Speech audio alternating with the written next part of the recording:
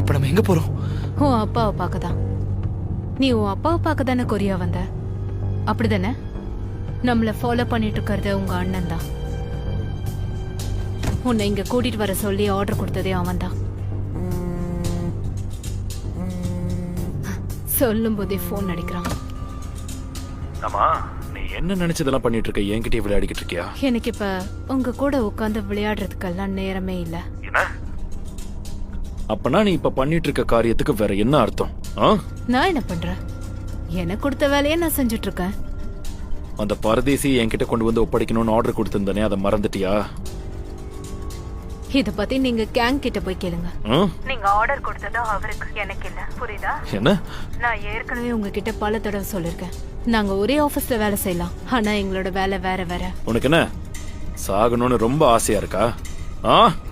உங்களால என்ன பண்ண முடியுமோ பண்ணிக்கோங்க. ஒரு நிமிஷம் இருக்கியா? என்ன திமிரு அவளுக்கு? சீக்கிரம் அவங்கள பிடி.